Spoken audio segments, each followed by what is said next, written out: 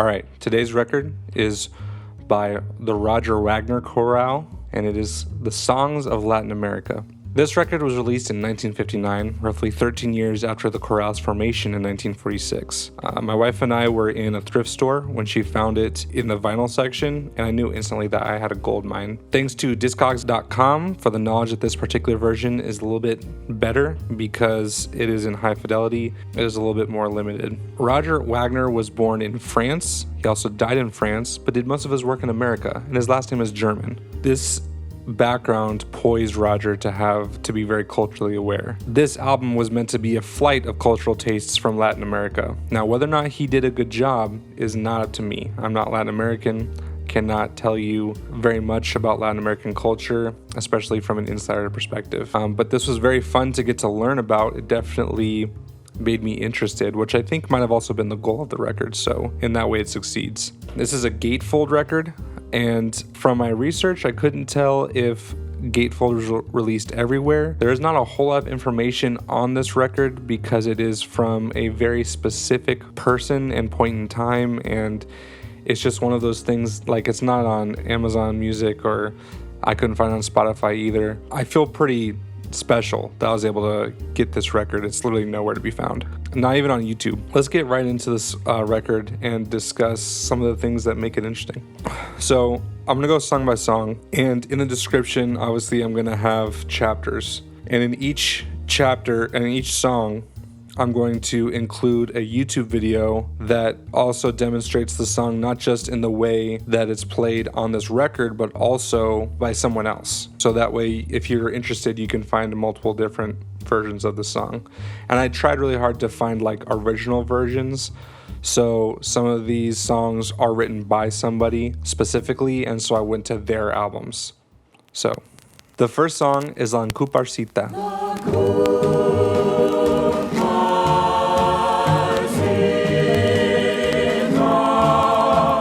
From Uruguay, and it was written by Matos Rodriguez. The album roughly describes it as often identified with Argentina, and it's a tango that tells of a passionate lover. Strong start to the record, kind of feels like a spy movie, and the pulse is steady and the walking bass line keeps the energy up. The rhythmic contrast of the percussion and the voice just feels good on my ears. I wrote down that it kind of felt like a river with a bunch of rocks sticking out of it, like the percussion stood out and was constant, but then the voices float around it. Anyways, Malagueña, I see already, who knows?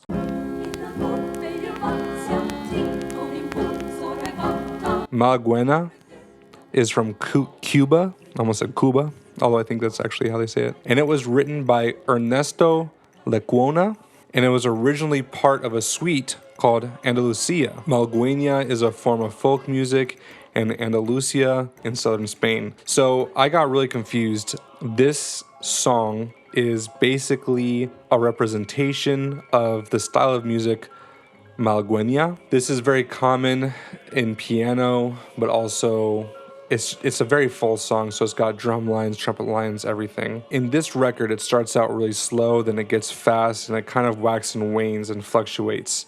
And it feels really cool, and it feels very intentional. And everyone is locked in. There's obviously a director, but it's just cool to hear the tempo change that much and everybody to still be in rhythm with each other. And the piano player goes off. The castanets are pretty cool, and the ending is gigantic and epic. The next song, and I'm gonna do my best. Estrellita or Estrellita.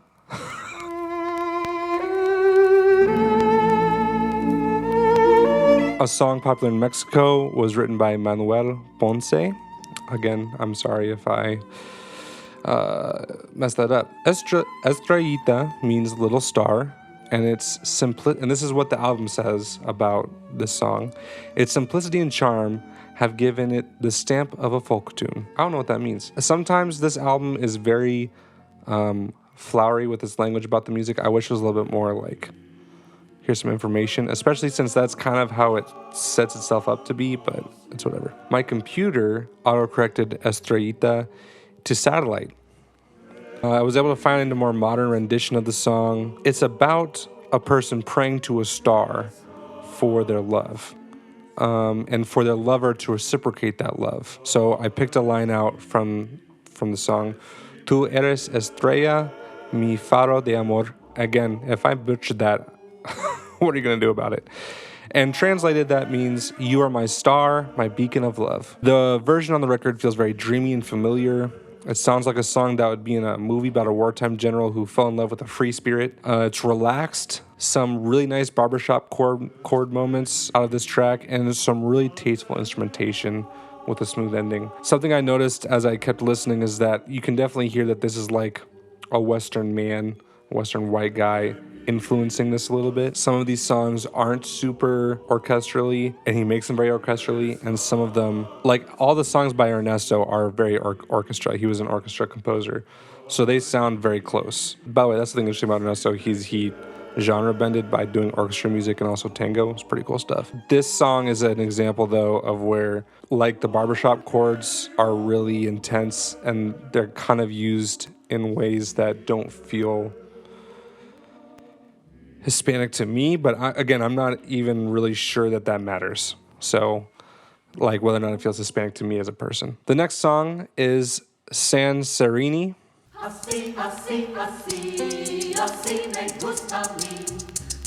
Again, I don't know if I'm pronouncing that right. And this is what the album has to say about this song. Simple in construction and naive in spirit. And it's about children's Saint Sereni, who looks kindly on people as they do their chores. And this song is dedicated to ordinary people all over the world. The YouTube video I had found for this one was performed by someone from a cultural center in Tulsa. He dedicated this song to first responders. So this is one of the ones that can be workshopped and adapted to fit you. So the song in here, or the version of the record, talks about people who make shoes and things like that, but it can be any job at all. That job can be dedicated in the song. The version of this record is very upbeat. Seems like a good song to help me learn Spanish because it's repetitive. The album discusses things like outbursts, but they don't feel very outbursty to me. It feels like someone trying to sound like they are having fun. So throughout this, I have to open this up because I didn't write it down. The sounds accompanying are characteristic, as well as the spontaneous outbursts, zapateros, taranderas, and campaneros. So I am assuming that those are the different occupations that are being shouted out, or at least something related to the occupations as like and these guys too kind of a thing. And it just doesn't feel like that in the record. It feels very corny. And again, this is literally the 1950s, so it could be that. That is just my biggest critique so far. The next song is La Primavera.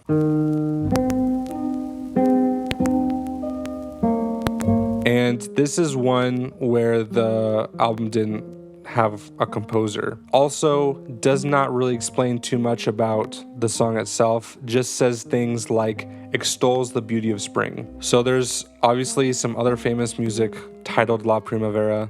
It's about the springtime and the beauty that comes with the flower and the birds. But this song specifically is a traditional folk song. The album says it's in California, but every time I looked online, it said New Mexico, so I don't know. Somewhere, I assume, in North or the middle of America, but actually the middle of North America, not like Kansas where I am, but southern Texas, northern Mexico kind of a thing. There were times where I thought I recognized the melody. I was like, have I heard this before? But it ended up just being little chunks of melodies that I recognized throughout the song. So I don't know if they influenced each other or which song came first, these hymns that I thought I was hearing or this song. It doesn't matter too much, to be honest. The intro guitar was super smooth and possibly sampleable. I haven't tried yet. There's a solo in this record on this song, and he sounds like the J.G. Wentworth guy, you know, I have a structured settlement and I need cash now, that kind of thing. The next song is Las Mañanitas.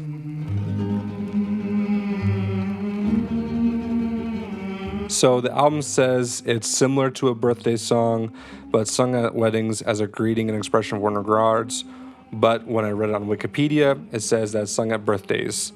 And there are probably multiple versions, and the song references King David. There's a lot of different versions of the song, as I just said. The YouTube link that I found is just the closest one I found that matches this record in lyrics. And even then, it's like the first line matches perfectly, and then after that, it doesn't match at all. It was really tough for me to do research on this song because it's just one of those like, happy birthday. How do you research happy birthday? I don't know. I'm not going to do it. So I'm going to go straight to critiquing the song on the record. Sounds like it could be religious. Much of the meaning lies in the lyrics, and on my first listen, since I didn't know what the lyrics were talking about, it kind of didn't really go anywhere for me. The next song is Adiòs Muchachos. Adiós muchachos, compañeros de mi vida. Now, the album says there's no composer. When I did research, I found something that said it was composed by Julio Cesar Sanders, and it is a song about someone who was close to death, speaking with their friends, talking about how much they're going to miss him and how important friendship is. Heartwarming song. That's pretty much all that I could take away from this. The next song is Tutú Marambá.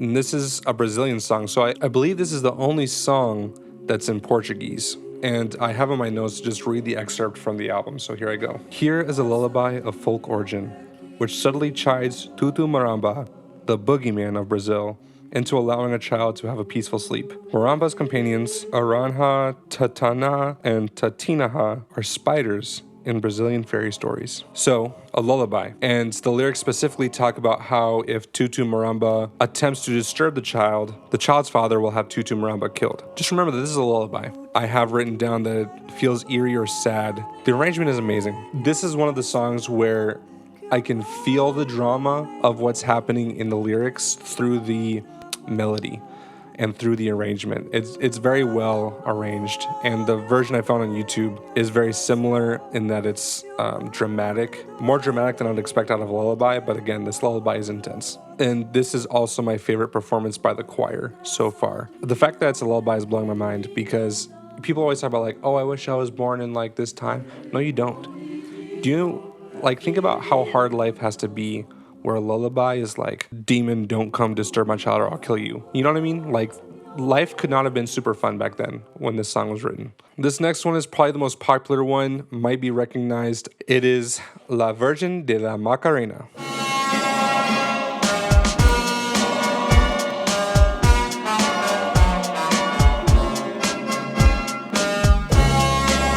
According to the album, it is a popular ballad that is played while announcing the matador in a bullfight. The lyrics talk about a prayerful matador who is praying to Saint Macarena for protection. The version I have on YouTube is most similar to the record I found, and they kind of all sound that way. However, I actually like the record's version more because there's some sweet, sweet syncopation in it, and it is just so sick. It is the version you're listening to right now. It opens like an epic movie. That's just what it reminds me of. It reminds me of Ben-Hur. It feels like a Ben-Hur moment. The next song is Riqui Ran.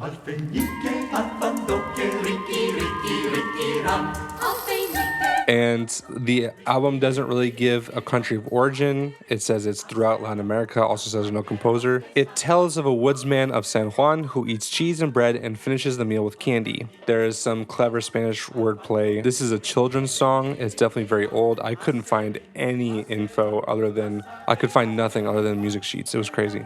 It feels like I am supposed to be watching elves doing something while I listen to this song. Like, it feels almost Christmassy. But the wonder that I get from this song is infectious. It made me excited to do some research into the song. It was very fun, very short. The next song is called I.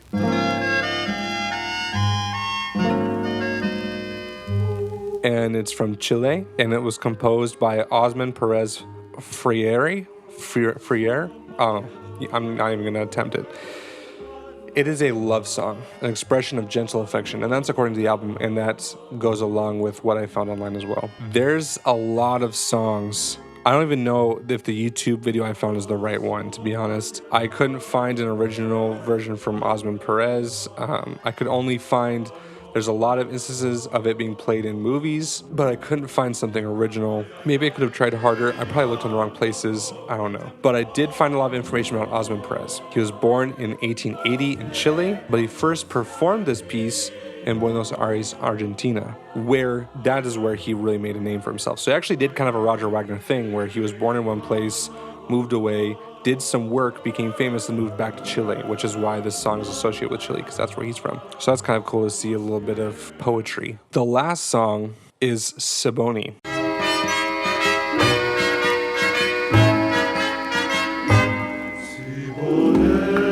written by Ernesto Lucuona. The album art says that Siboney is a longtime favorite of North Americans who love dancing to the record. Like, a night of dancing won't go by if this song isn't played or something like that. And I obviously have never heard the song before, but it was pretty fun to dance to. Definitely a tango. But also, I think that this is one of the few songs, probably the only song that I think the record explicitly tried to make a tango, if you catch my drift. Like, this isn't the only tango on there, but they tried to make this a tango. It almost feels like this was the single. Features a lot of trumpets and percussion. Actually, I think the most percussion of all of the songs on here. And it's the most Latin feeling song to me. It feels the most like, and if you compare it to the version I found, it lines up pretty well, although the original version by Ernesto is definitely more percussive, has a lot more interesting things sonically going on than this version. Well, that's essentially it, is that it's the most Latin song. So yeah, let me read this thing.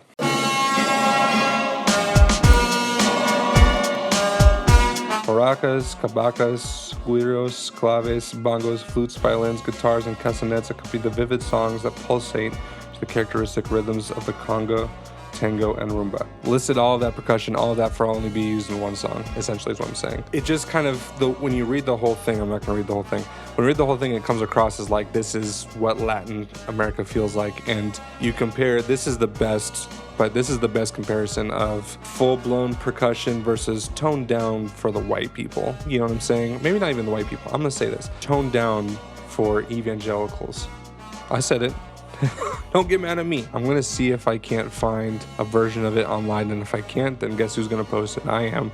If you guys have any other albums that you think I should look into, or if you feel that I did this incorrectly, correct me in the comments. I'm ready to hear it. Please hit like and subscribe.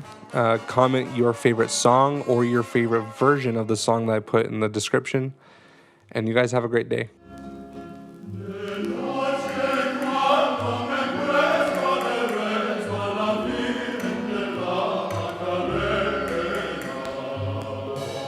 Without further ado, let's get into it. Riqui Ran. It could be, and what Malagueña sounds like, and that just Isla Man. Oh, I think there's an accent. Hold on a second. Excuse me. And the arrangement on it is phenomenal, but it doesn't phenomenal. Is that how you say it? What? Phenomenal. Is that right? That is a word, yeah. All right, I said it right. Jeez.